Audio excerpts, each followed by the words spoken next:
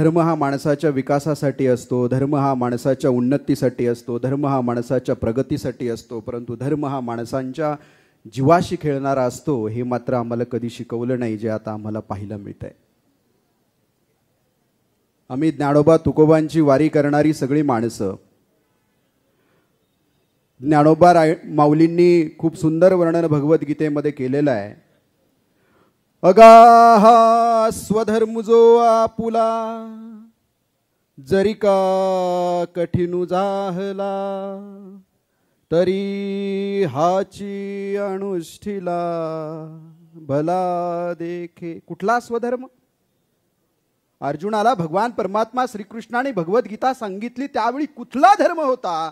त्या मानवतेच्या धर्माची इथे व्याख्या आहे. स्वधर्म म्हणजे तुमच्या आतमध्ये असणारा अतिउत्तम समाजाच्या विकासासाठी, राष्ट्राच्या विकासासाठी आणि माणसांच्या सेवेसाठी बाहेर काढणं. इट इज कॉल्ड स्वधर्म.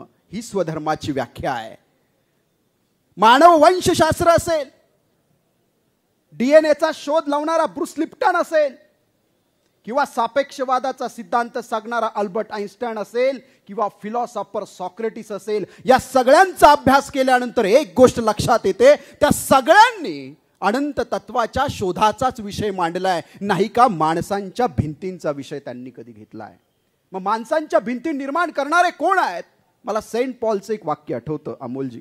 ते असं म्हणतात, आध्यात्मिक दृष्ट्या माणस वयात येतात त्यावेळी त्यांनी बालिशपणा सोडून द्यायचा असतो. सो आध्यात्मिक दृष्ट्या जी माणसं वयात येतात ती जर बालिशवाणी वागत असतील तर त्यांना धर्माच्या कल्पना समजलेल्या नाहीत. माझ्या तुकोबांना समजलेला धर्म, माझ्या माऊलींना समजलेला धर्म, माझ्या नामदेव महाराजांना गुमानपर्यंत समजलेला धर्म हा पुन्हा एकदा तुम्हाला आम्हाला पुन्हा विचारात घ्यावा लागेल. एका बाजूला अजाण ऐकतायत, एका बाजूला मंदिराचा घंटानाद ऐकतायत, आणि माझ्यावर संस्कार झाले म्हणून हा भारत उभा करण्यासाठी मी आयुष्य समर्पित करतो असे म्हणणारे या मातीत जन्माला येणारे डॉक्टर अब्दुल पाकीर जैनुलब्दीन अब्दुल कलामांची या देशाला पुन्हा गरज आहे. या देशाला तांडव नको आहे. या देशाच्या आजच्या तरुण पिढीच्या हातामध्ये शस्त्र नको आहेत. त्यांच्याकडे असणाऱ्या गुणवत्तेला न्याय देण्यासाठी त्यांना एज्युकेशन रिफॉर्मेशनच्या माध्यमातून एक प्लॅटफॉर्म पाहिजे. आजच्या तरुणाला जो संघर्ष करावा लागतोय, जे पर्यावरण आहे, आपण ॲटमॉस्फिअर पर्यावरणाच्या बाबतीत बोलतो, परंतु मेंटल एन्व्हायरमेंट खराब झालंय, सोशल एन्व्हायरमेंट खराब झालंय.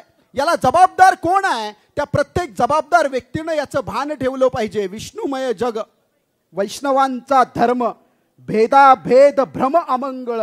तुकोबाराय म्हणतात इथे एकच तत्व आहे, इथे भेदाला जागा नाही, म्हणून ते म्हणतात सकळांच्या पाया माझे दंडवत, आपुलाले चित्त शुद्ध करा. अरे तुमचं जर चित्त शुद्ध झालं तर तुमच्या अंतरंगातनं तोच ध्वनी बाहेर येईल जो येशू ख्रिस्तांच्या अंतरंगातनं बाहेर आला, तो मोहम्मद प्रेषितांच्या अंतरंगातनं बाहेर आला, तोच ध्वनी शंकराचार्यांच्या अंतरंगातनं बाहेर आला, आणि तोच ध्वनी या स्वराज्याच्या निर्माते असणाऱ्या छत्रपती शिवाजी महाराजांच्या अंतरंगातनं बाहेर आला.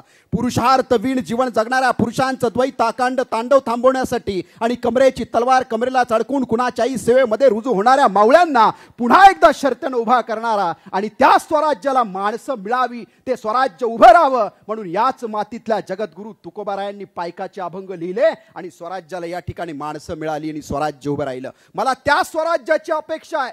हा हिंदुस्थान, हा भारत पुन्हा एकदा सुजलाम सुफलाम व्हावा, परंतु हिंसेच्या मार्गाने नाही, द्वेषाच्या मार्गाने नाही, कपकट कारस्थानांच्या मार्गाने नाही. शुद्ध अंतकरणानं तुम्ही सगळ्यांनी पुढे यावं. तो माणुसकीचा धर्म शिकागोमध्ये सांगितला. मैं उस प्रभू का सेवक हूं जिसे अज्ञानी लोग मनुष्य कहते हैं म्हणणारे स्वामी विवेकानंद त्या धर्म परिषदेमध्ये होते. मी स्वतःला भाग्यवान समजतो की आमचे मित्र संजयजी लोणकर साहेब, आमच्या नगरसेविका नंदाताई, आमचे प्रशांतदादा जगताप, आमचे चेतनजी, आमचे सुनीलजी, आमच्या वंदनाताई यांनी माझ्यासारख्या पामराला या सर्व धर्म समभाव असणाऱ्या वातावरणामध्ये निमंत्रित केलं, म्हणून यांच्यासाठी एकदा जोरदार टाळ्या वाजवल्या पाहिजे.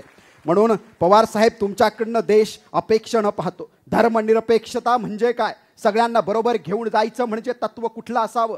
स्वतःच्या असणाऱ्या आजाराशी विल पॉवरवर प्रचंड सामर्थ्यानं मात करून आज इथे तर उद्या तिथे संपूर्ण महाराष्ट्र पायाखाली घालणार आहे, संपूर्ण देश पायाखाली घालणार आहे. आणि या देशाला कसली गरज आहे, IT सेक्टर असेल, इंडस्ट्रीयल डेव्हलपमेंट असेल, या मातीमधला धर्म नेमकी काय आहे उगाळून पेणाऱ्या आदरणीय पवार साहेबांना आज आपण इथे ईद मिलाननं बोलवलं. एका प्रेमाच्या वातावरणामध्ये आपण सर्वजण आलात. मला माऊलींच्या आर्ततेकडे जायचं आणि माझं भाषण थांबवायचंय.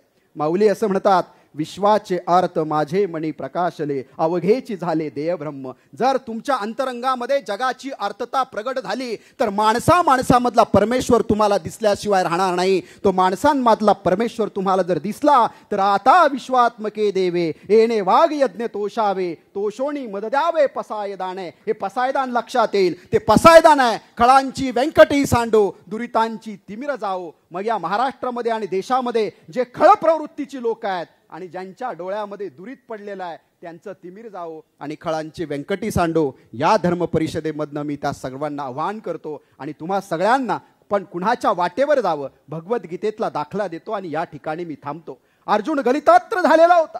अधर्माभिभवात कृष्ण प्रदुष्यंती कुलश्रियः श्रीषु दुष्टाशु वार्ष्णय जायते वर्णशंकरः संकरो नरका एव कुल घणाम कुलश्च पतंती पितरो हेशाम लुप्त पिंडोदक क्रिया.